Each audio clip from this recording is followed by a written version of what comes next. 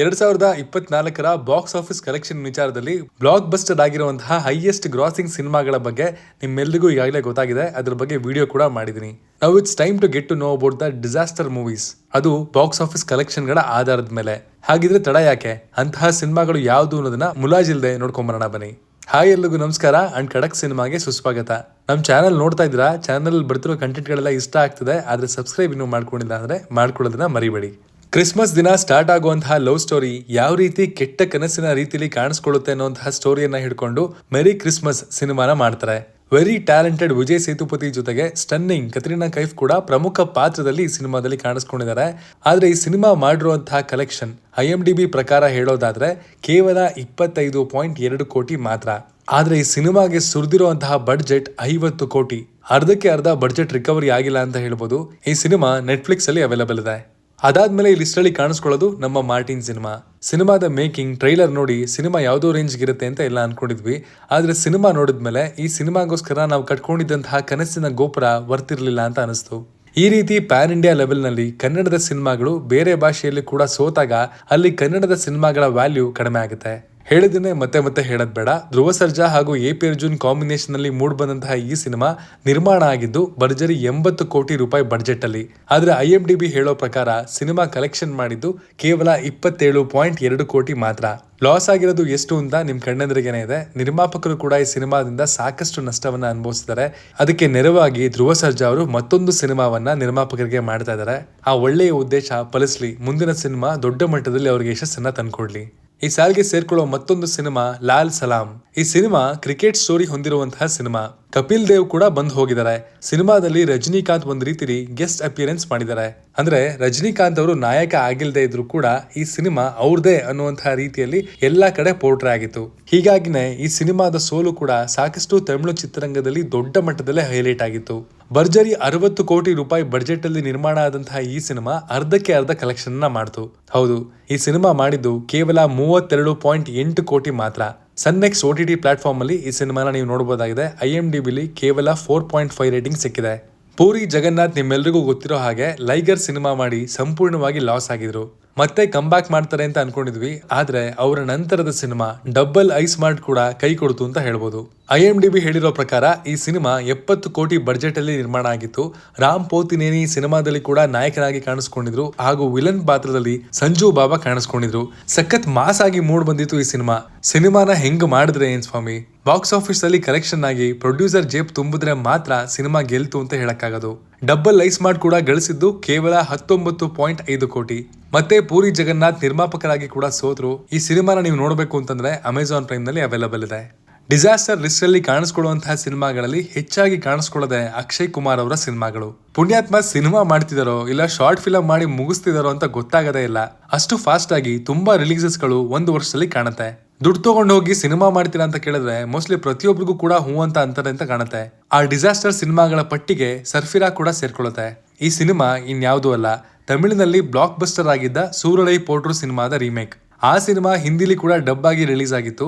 ಸುಧಾ ಕೊಂಗಾರ ಮತ್ಯಾಕ ಸಿನಿಮಾನ ಅಕ್ಷಯ್ ಕುಮಾರ್ ಅವರಿಗೆ ಹಿಂದಿಲಿ ಮಾಡಿದ್ರು ಅಂತ ಗೊತ್ತಾಗ್ಲೇ ಇಲ್ಲ. ಸಿನಿಮಾ ಚೆನ್ನಾಗಿ ಮೂಡ್ ಬಂದಿತ್ತಾ ಇಲ್ವಾ ಅನ್ನೋದು ಬೇರೆ ವಿಚಾರ. ಆದ್ರೆ once again it all comes down to box office collection. ಇಲ್ಲಿ ಕೂಡ ಅಕ್ಷಯ್ ಕುಮಾರ್ ಅವರ ನಟನೆ ಬಗ್ಗೆ ಎರಡು ಮಾತಿಲ್ಲ. ಆದ್ರೆ 85 ಕೋಟಿ ರೂಪಾಯಿ ಬಡ್ಜೆಟ್ ಅಲ್ಲಿ ನಿರ್ಮಾಣ ಆದಂತಹ ಈ ಸಿನಿಮಾ ಗಳಿಸಿದ್ದು ಮಾತ್ರ 33.5 ಕೋಟಿ. ಅಂತಹ ದೊಡ್ಡ ಸ್ಟಾರ್ ಸಿನಿಮಾ ಕೇವಲ ಇಷ್ಟು ಕಲೆಕ್ಷನ್ ಮಾತ್ರ ಮಾಡುತ್ತೆ ಅಂತಂದ್ರೆ ಸ್ವಲ್ಪ ಮಟ್ಟಿಗೆ ಹಿಂದೆ ಮುಂದೆ ಯೋಚನೆ ಮಾಡಲೇಬೇಕಾಗುತ್ತೆ. Disney+ ಹಾಟ್ಸ್ಟಾರ್ ಅಲ್ಲಿ ಈ ಸಿನಿಮಾವನ್ನ ನೀವು ನೋಡಬಹುದು. ಅಕ್ಷಯ್ ಕುಮಾರ್ ಅವ್ರ ಹೆಸರು ಹೇಳ್ತಿದಂಗೆ ಮತ್ತೊಂದು ಸಿನಿಮಾ ಕೂಡ ಅದೇ ಲಿಸ್ಟ್ ಅಲ್ಲಿ ಕಾಣಿಸುತ್ತೆ. ಹೌದು, ನಾವು ಮಾತಾಡ್ತಾ ಇರೋದು ಕೇಲ್ ಮೇ ಸಿನಿಮಾದ ಬಗ್ಗೆ. ಎಂಟರ್ಟೈನರ್ ಕ್ಯಾಟಗರಿಯಲ್ಲಿ ಕಾಣಿಸ್ಕೊಳ್ಳುವಂತಹ ಈ ಸಿನಿಮಾ ಬಾಕ್ಸ್ ಆಫೀಸ್ ನಲ್ಲಿ ಜನಗಳನ್ನ ಇಂಪ್ರೆಸ್ ಮಾಡೋದಕ್ಕೆ ಯಶಸ್ವಿ ಆಗ್ಲೇ ಇಲ್ಲ.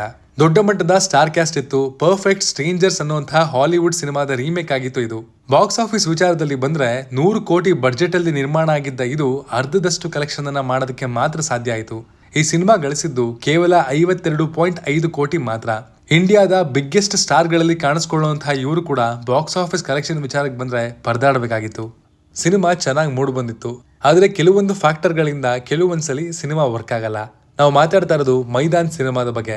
ಕೆಲವೊಂದು ಮಾಸ್ ಸಿನಿಮಾಗಳನ್ನ ಹೊರತುಪಡಿಸಿ ಅಜಯ್ ದೇವ್ಗನ್ ಯಾವುದೇ ರೀತಿಯ ಸಿನಿಮಾ ಮಾಡಿದ್ರು ಕೂಡ ಅದು ಇನ್ನೊಂದ್ಸಲ ನೋಡ್ಬೇಕು ಅಂತ ಅನ್ಸೋ ಹಾಗಿರುತ್ತೆ. ಈ ಕಾರಣಕ್ಕಾಗಿನೇ ಅನ್ಸುತ್ತೆ ಅತ್ಯಂತ ಹೆಚ್ಚು ಸೌಂಡ್ ಮಾಡದೇ ಇದ್ರು ಕೂಡ ಅಜಯ್ ದೇವ್ಗನ್ ಒಂದ್ ರೀತಿಯಲ್ಲಿ ಟಾಪ್ ಹೀರೋಗಳ ಸ್ಥಾನದಲ್ಲಿ ಕಾಣಿಸ್ಕೊಳ್ತಾರೆ. Most underrated superstar of Bollywood ಅಂತ ಕೂಡ ಹೇಳಿದ್ರೆ ತಪ್ಪಾಗಲ್ಲ. Indian national football team coach ಹಾಗೂ ಮ್ಯಾನೇಜರ್ ಆಗಿದ್ದ ಸೈಯದ್ ಅಬ್ದುಲ್ ರಹೀಂ ರವರ ಜೀವನಾಧಾರಿತ ಕಥೆ ಇದಾಗಿದೆ. ನಿಜವಾಗ್ಲೂ ಹೇಳ್ತೀನಿ, ಸಿನಿಮಾ ಚೆನ್ನಾಗೇ ಇತ್ತು, ಆದ್ರೆ ಕಲೆಕ್ಷನ್ ಮಾತ್ರ ಕೇಳಕ್ಕಾಗಲ್ಲ. 150 ಕೋಟಿ ರೂಪಾಯಿ ಬಡ್ಜೆಟ್ ಅಲ್ಲಿ ನಿರ್ಮಾಣ ಆದಂತಹ ಈ ಸಿನಿಮಾ ಕಲೆಕ್ಷನ್ ಮಾಡಿದ್ದು ಅರ್ಧಕ್ಕಿಂತ ಕಡಿಮೆ, ಅಂದ್ರೆ 70.1 ಕೋಟಿ ರೂಪಾಯಿ ಮಾತ್ರ. ಕೆಲವೊಂದು ಸಿನಿಮಾಗಳ ಹಣೆ ಬರಣೆ ಹಾಗಾಗ್ಬಿಡುತ್ತೆ. ಆ ಸಿನಿಮಾಗಳನ್ನ ಥಿಯೇಟರ್ ಅಲ್ಲಿ ನೋಡಿ ಪ್ರೇಕ್ಷಕ ಮಹಾಪ್ರಭು ಗೆಲ್ಸೋದಿಲ್ಲ, ಆದ್ರೆ OTTಗೆ ಬಂದ್ಮೇಲೆ ಸಿನಿಮಾ ಚೆನ್ನಾಗಿತ್ತಲ್ವಾ ಅಂತ ಅನ್ನಿಸ್ಕೊಳ್ಳುವಂತಹ ಟ್ಯಾಗ್ ಅನ್ನ ಕೂಡ ಪಡ್ಕೊಳ್ಳುತ್ತೆ. ನೀವೇನಾದ್ರೂ ಈ ಸಿನಿಮಾ ನೋಡಿಲ್ಲ ಅಂದ್ರೆ ನೋಡಿ, ಗಿಲ್ಟಿ ಫೀಲಿಂಗ್ ಸಿನಿಮಾ ಲವರ್ಸ್ಗೆ ಬಂದೇ ಬರುತ್ತೆ. ನೀವು ಈ ಸಿನಿಮಾ ನೋಡಬೇಕು ಅಂತಂದ್ರೆ ಅಮೆಜಾನ್ ಪ್ರೈಮ್ ನಲ್ಲಿ ಅವೈಲೇಬಲ್ ಇದೆ. ದೊಡ್ಡ ನಿರೀಕ್ಷೆಯಲ್ಲಿ 2024ರಲ್ಲಿ ರಿಲೀಸ್ ಆದಂತಹ ಸಿನಿಮಾಗಳಲ್ಲಿ ಇಂಡಿಯನ್ 2 ಪ್ರಮುಖ ಸ್ಥಾನದಲ್ಲಿ ಕಾಣಿಸ್ಕೊಳ್ಳುತ್ತೆ. ಶಂಕರ್ ಸಿನಿಮಾ ಅಂದ್ರೆ ಒಂದ್ ರೀತಿಯಲ್ಲಿ ರಾಜಮೌಳಿ ಅವರ ಸಿನಿಮಾಗೆ ಸಿಗುವಂತಹ ಮರ್ಯಾದೆನೇ ಸಿಗುತ್ತೆ.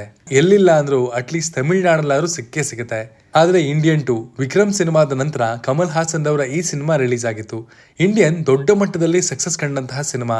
ಅದೇ ನಿರೀಕ್ಷೆಯಲ್ಲಿ ಇಂಡಿಯನ್ 2 ಕೂಡ ರಿಲೀಸ್ ಆಯಿತು. ಆದ್ರೆ ನಿರೀಕ್ಷೆಯನ್ನ ಪೂರೈಸೋದಕ್ಕೆ ಸಾಧ್ಯವಾಗಲಿಲ್ಲ. ಶಂಕರ್ ಅವರ ಸಿನಿಮಾಗಳು ಸಾಮಾನ್ಯವಾಗಿ ಸೋಲಲ್ಲ, ಆದ್ರೆ ಈ ಸಿನಿಮಾ ಅಂತಹ ಕೆಲವು ರೇರ್ ಸಿನಿಮಾಗಳಲ್ಲಿ ಸೇರ್ಪಡೆ ಆಯಿತು. ತಮ್ಮ ಪರ್ಫಾರ್ಮೆನ್ಸ್ ಮೂಲಕನೇ ದೊಡ್ಡ ಮಟ್ಟದ ಅಭಿಮಾನಿ ಬಳಗವನ್ನ ಹೊಂದಿರುವಂತಹ ಕಮಲ್ ಹಾಸನ್ ಅವರು ಸಂಹೌ ಈ ಸಿನಿಮಾದಿಂದ ಸೋಲನ್ನ ಕಾಣಬೇಕಾಯ್ತು. ಸ್ಟೋರಿ ಕೂಡ ಅಷ್ಟೊಂದು ಗ್ರಿಪ್ಪಿಂಗ್ ಆಗಿರಲಿಲ್ಲ. 250 ಕೋಟಿ ಬಡ್ಜೆಟ್ ಅಲ್ಲಿ ನಿರ್ಮಾಣ ಆದಂತಹ ಈ ಸಿನಿಮಾ ಕಲೆಕ್ಷನ್ ಮಾಡಿದ್ದು ಕೇವಲ 150.9 ಕೋಟಿ ಮಾತ್ರ.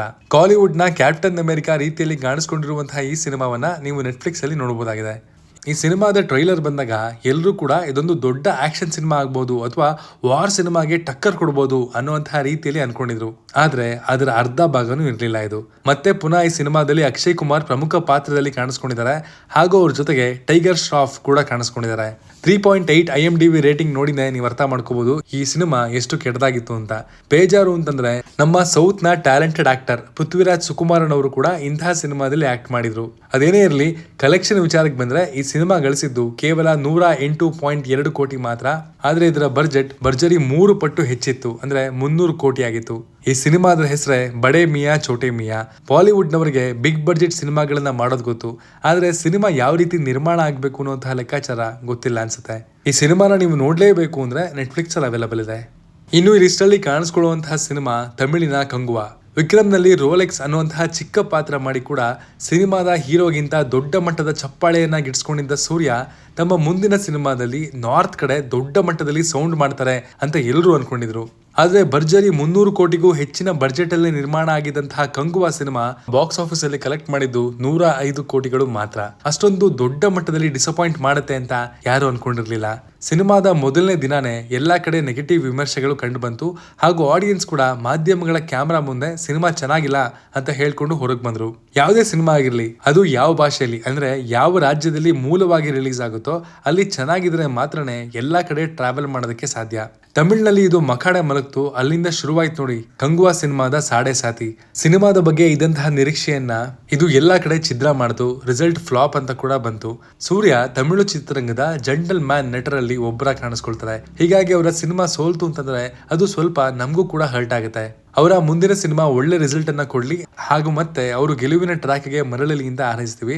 ಕಂಗುವಾ ಸಿನಿಮಾ ನೀವು ನೋಡ್ಲೇಬೇಕು ಅಂದ್ರೆ ಅಮೆಜಾನ್ ಪ್ರೈಮ್ ನಲ್ಲಿ ಅವೈಲೇಬಲ್ ಇದೆ. ಇವಿಷ್ಟು 2024ರ ಡಿಸಾಸ್ಟರ್ ಸಿನಿಮಾಗಳು. ಬಡ್ಜೆಟ್ಗೆ ತಕ್ಕಂತೆ ಬಾಕ್ಸ್ ಆಫೀಸ್ ನಲ್ಲಿ ಡೆಲಿವರ್ ಮಾಡೋದಕ್ಕೆ ವಿಫಲವಾದಂತಹ ಸಿನಿಮಾಗಳು. ಮತ್ತೊಂದು ವಿಡಿಯೋ ಜೊತೆಗೆ ನಿಮ್ ಮುಂದೆ ಮತ್ತೆ ಸಿಗ್ತೀನಿ. Signing off, Manu.